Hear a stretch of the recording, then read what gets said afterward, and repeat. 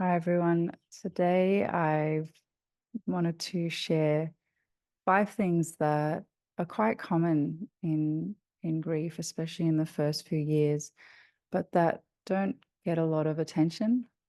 I don't think many people speak about these experiences, but I know from personal experience and from hearing from other people that it is quite common to experience these things. And yeah, please feel free to ask in the chat about any of this. But one of the first things that is quite common after loss is numbness. So when you lose a loved one and you have to make all these decisions about, you know, potentially their funeral or what will happen to all their things. And in order to do that, a lot of times we we protect our in a way to protect ourselves, we just don't feel anything. And it's a way of for our brain to sort of keep us keep us functioning in our everyday life and to actually, I guess, allow us to be able to do the things that we need to do or to make the decisions that we need to make. So it can obviously it also relates to shock because often, even if you do expect that someone is going to die if they've had an illness for a while, it's still shocking when it actually happens because you still are not fully prepared for that. And so the numbness can also come from being in shock and sort of not knowing how to how to respond or just experiencing something really new uh, or it might be unexpected. If you've lost someone suddenly, then you would be shocked because you just never saw it coming, and you never expected that news. So it's totally normal to feel numbness. So it definitely does. It can happen soon after, and sometimes we might be in denial for a while after we've lost a loved one. But I also want to talk about the numbness that can happen for a lot longer than a week or two or a month. I actually, after my mum died, I felt numb for a few years, and I don't think I'm the only one, but I really struggled to feel anything. And that numbness also meant that I couldn't feel good emotions, or I couldn't feel kind of any sort of happiness or joy or um, even gratitude. It was just I just sort of was numb to everything. And so it was I think it was a coping mechanism for me because I didn't know how to cope with the pain and with, I guess, the many emotions that I needed to that I was feeling. But so I kind of just didn't feel anything because that was a bit easier than dealing with and facing the reality and facing the actual emotions that were inside.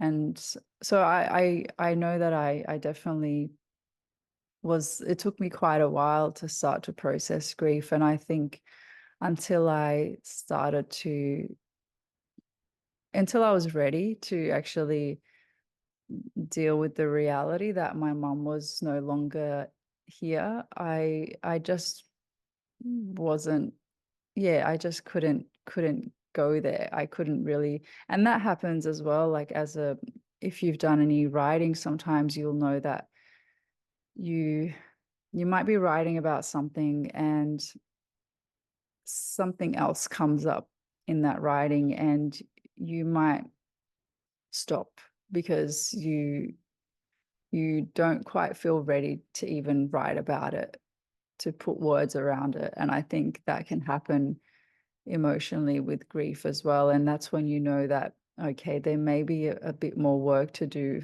for me mentally or emotionally to be able to feel I guess, safe enough to actually start to process these things. And sometimes it is about developing that inner safety to actually face the tsunami of and the flood of emotions that will come once you actually let them, and I guess it's okay, it's definitely okay and normal to feel that numbness for however long, but eventually, I guess, in order to live again and to not die with the person that we've lost, we eventually kind of need to face and deal with the grief.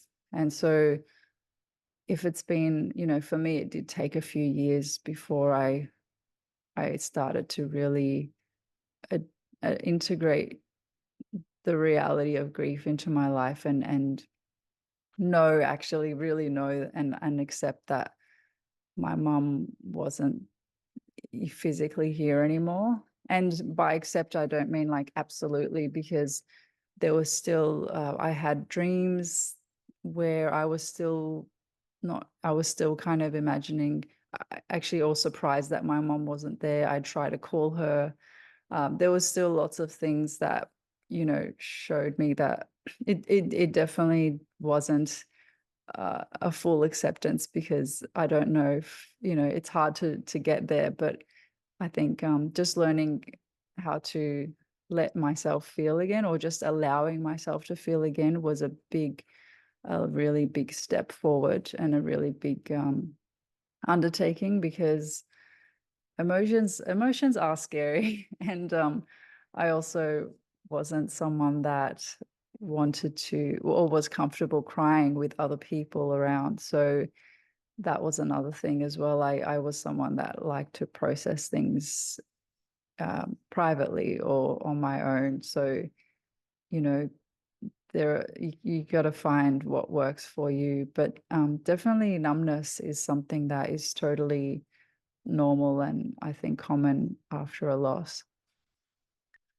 Another thing that is quite common after a loss is what I call I'm calling it existential questioning.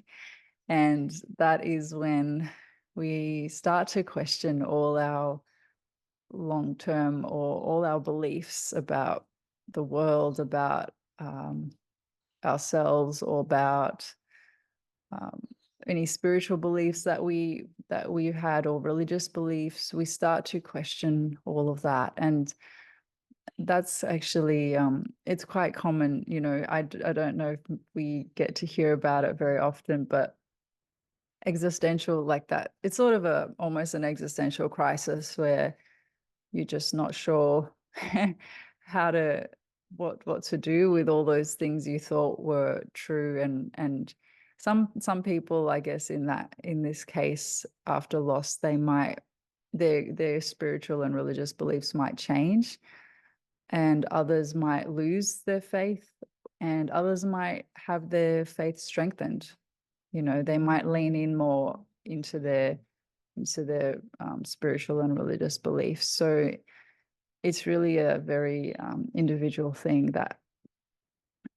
that's up to you, I guess, and how you relate the grief and how you integrate it into your life and what it all means to you in the end. So definitely existential. Yeah, I think I don't know anyone that hasn't sort of started to question things and question all their beliefs after losing someone that they loved. Or it could be even losing someone that you had a difficult relationship with, but it definitely makes you stop and just yeah, reassess your views on things, your worldview, actually, and that might change how you end up moving in the world, how you end up viewing other people in the world or around you.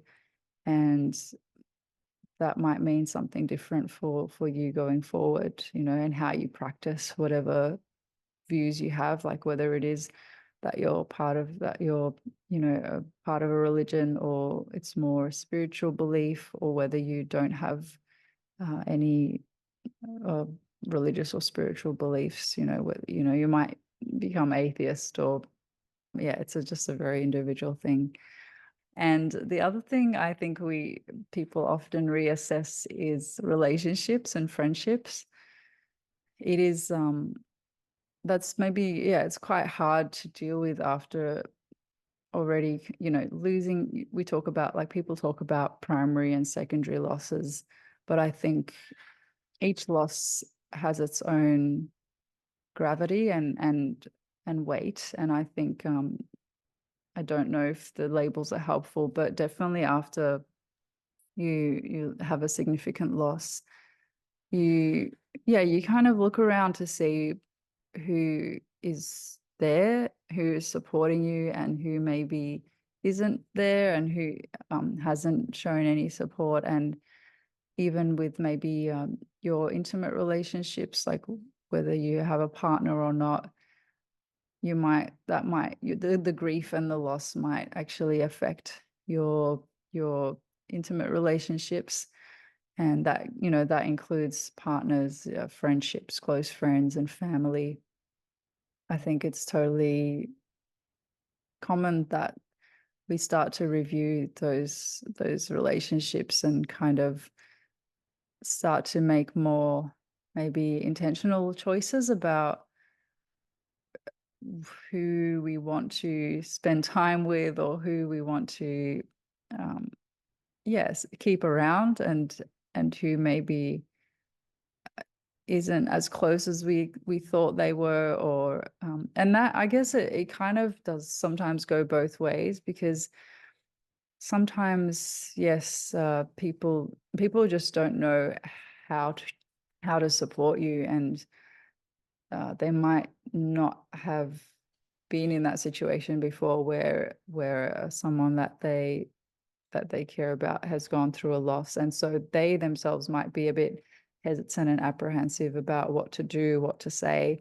And other times, they might, I guess, need a bit of a signal, or some prompts to actually, know what you need.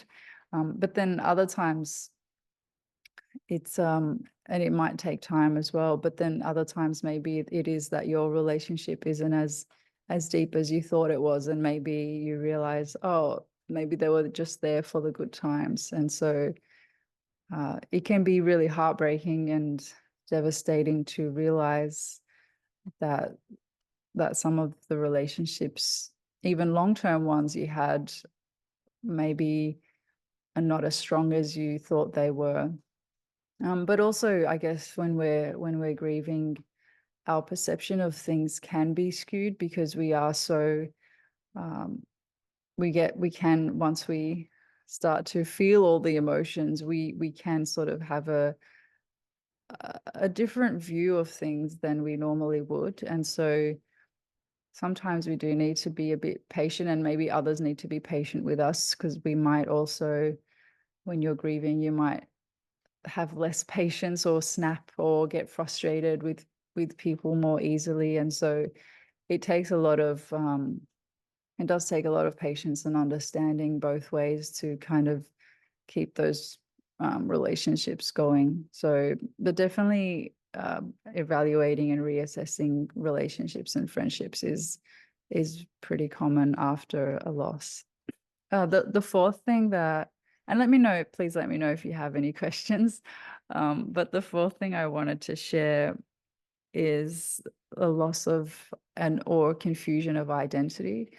And this can happen especially if you lose someone that is really, really close with you, where maybe your identity was tied in with who you were to them. And so, like, for example, myself as a daughter, my mom was sort of the central figure in my life, or it might be if you lose a partner and you've been with them, for so long, and developed that real closeness, you didn't really ever see your life without them.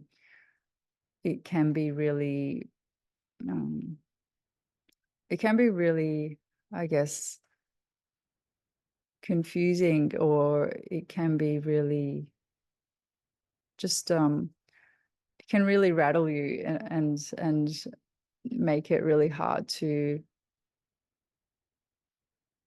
be as and to know who you are anymore.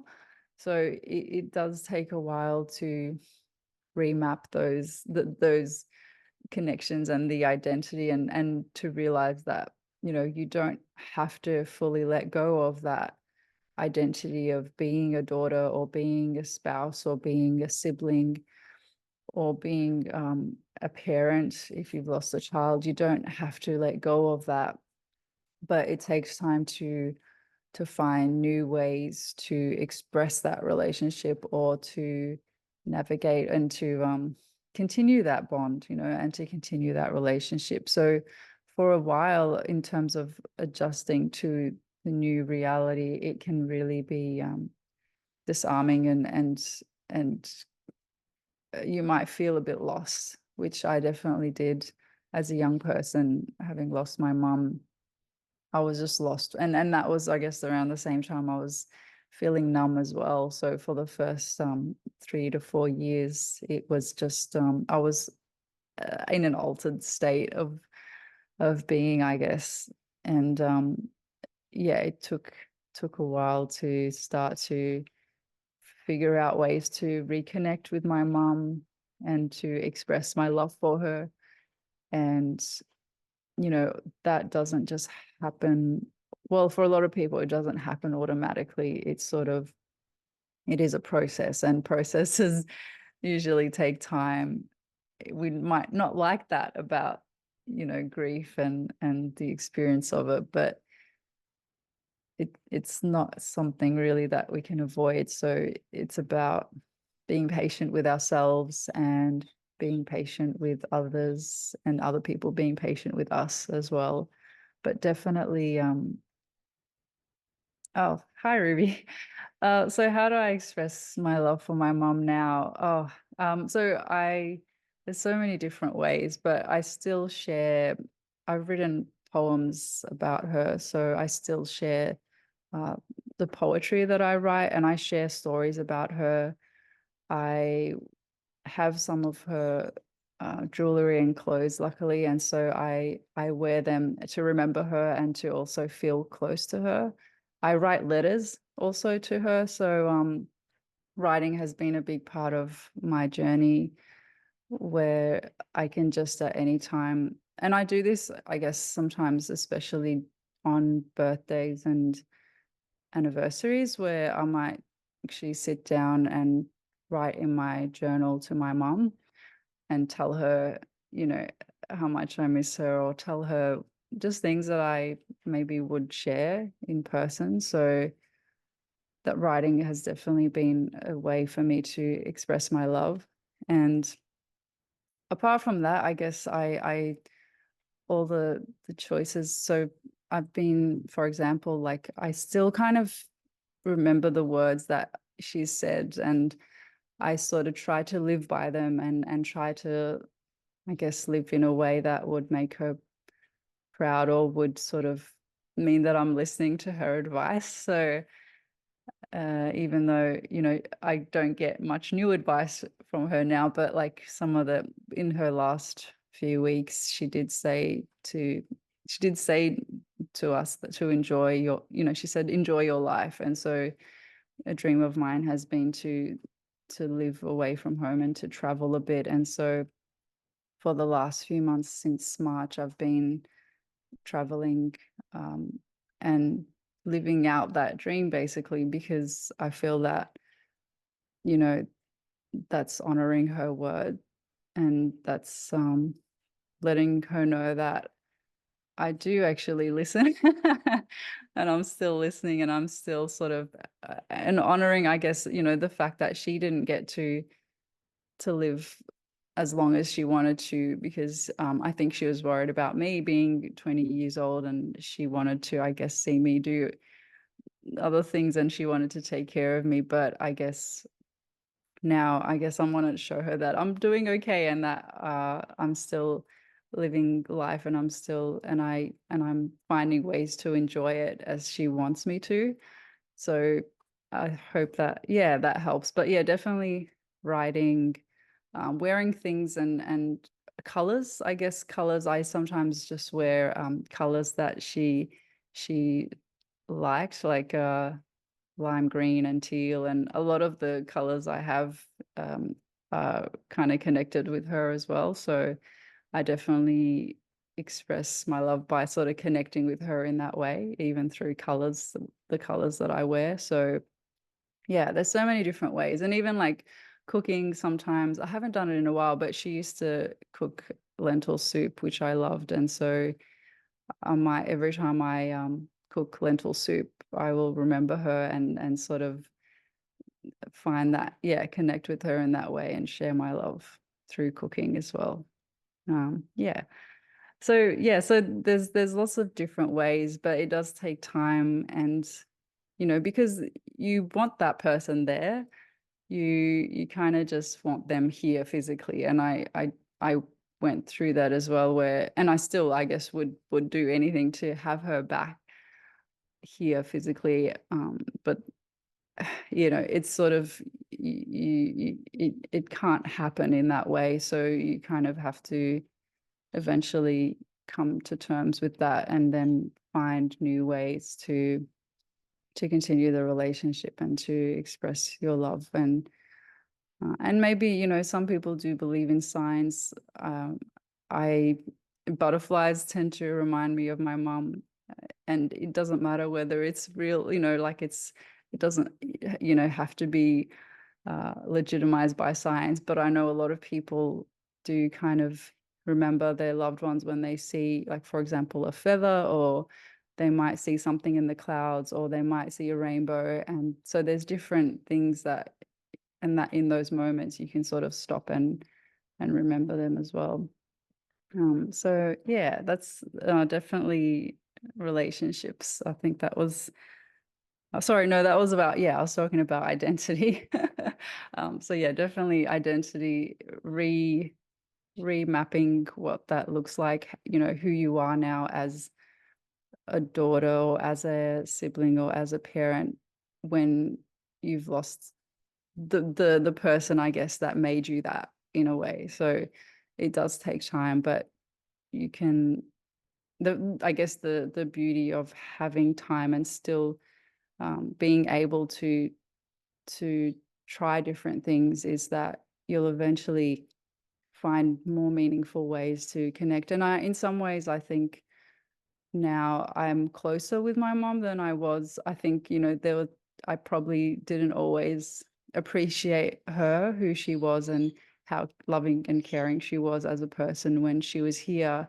And so in some ways now I kind of really hold on to the the good memories and really find ways to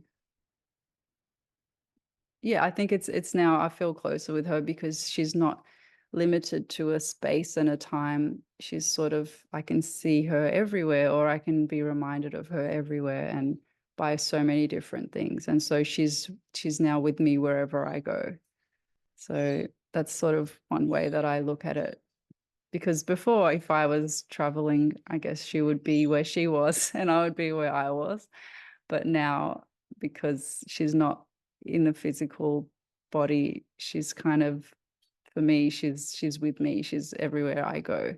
And she's part of me as well, because we can show our love by expressing or practicing values and principles that they also practiced. So like my mom was she was a very kind and non-judgmental person. And so that's something that and she was very generous. And so that's something I've tried to intentionally incorporate into my life, because that helps me. Yeah, that's what another way that I express my love and the relationship I have with her is by embodying those values. And so it's not always about the external material things that you do, but also about how how you are, because that you can't really separate yourself from the people that you love, because they're always they've influenced you, and they've helped you form your identity as well.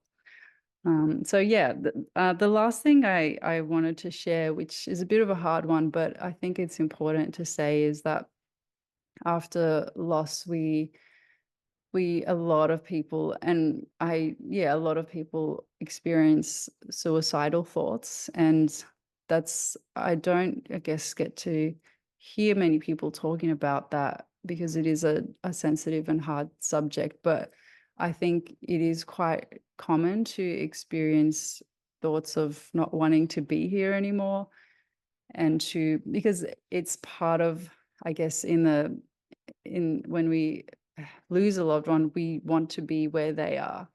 And so it's actually, I think, almost a logical thing to think that, if I'm not here, maybe I'll go to where they are, or I'll be reunited with them. And I guess I don't know what you might believe about the afterlife, that it could be true or not. I don't know, but suicidal thoughts are quite common. I experienced them myself. And I think also it's maybe you might, I guess, logically see it as an outlet for the pain, because the pain is so strong after losing a loved one. And so it's almost like a form of escape, or a way you think you might escape the pain. But I guess I just want to say that the pain isn't as intense as time goes on, and it does get better. And so uh and they say, I guess, don't make permanent decisions for temporary feelings, or I don't know what the correct phrase is, but you yeah, I guess, trust that there will be better days, and that the pain and the grief won't be as it is now. If you're really if you're feeling despair, or if you're feeling helpless, or if you are having any suicidal thoughts, know that it won't be that bad. And remember that, like, you know, previous all the previous worst days of your life, you might have felt that way, and you've gotten through them. And this might be the hardest thing that you've dealt with, like it was for me. Definitely, I thought I'd dealt with challenging things in my life as a teenager, but nothing really compared to the loss of to losing my mum. And so that definitely was, and still is, I think, the hardest thing I've experienced.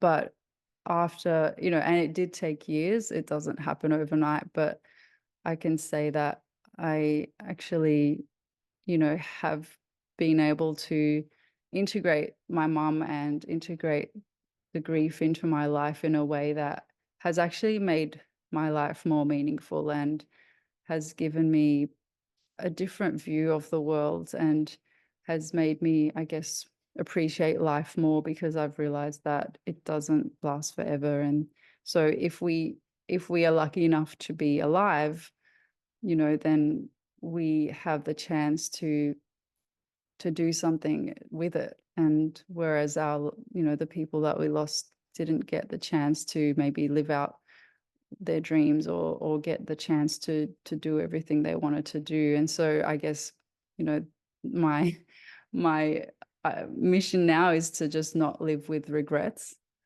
because a lot of people, people that have worked with dying patients have, the number one regret is sort of not living a life that was true to them. And so that really shows you that, we often live according to maybe what other people expect of us, or what we think we should do. We try to live up to, I guess, the society's expectations, but we don't have to go down that path. If we've experienced loss, and we've kind of been shown that life doesn't last forever, and that not everyone gets the chance to fully live their life, then it's sort of, going back to the existential questioning. It kind of makes you think, well, well, I'm still alive now. What will I do with this life?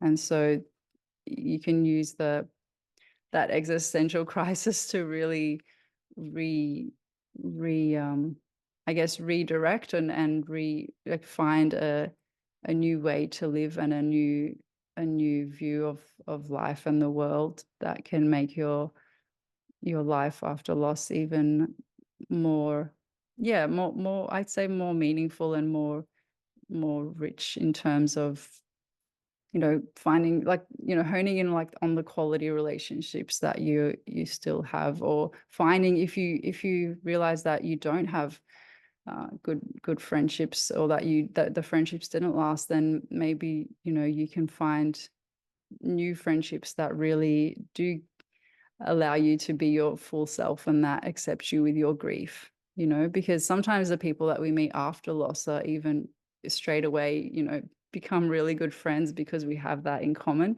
So so don't give up, and know that, I guess, your loved one has died, but you don't have to die with them. We're still breathing, and we still have a chance to honor them with our life. And so that's sort of what I try to do now, knowing that my mum is not here, but I know that I know what, the advice she's given me in the past, and I know that I want to sort of still make her proud, and uh, do something meaningful with my life. So, and that can be in small ways. Sometimes it could be volunteering at doing something that, my mum used to volunteer, for example, at the church. And so it could be maybe volunteering for a cause, or donating in their name, or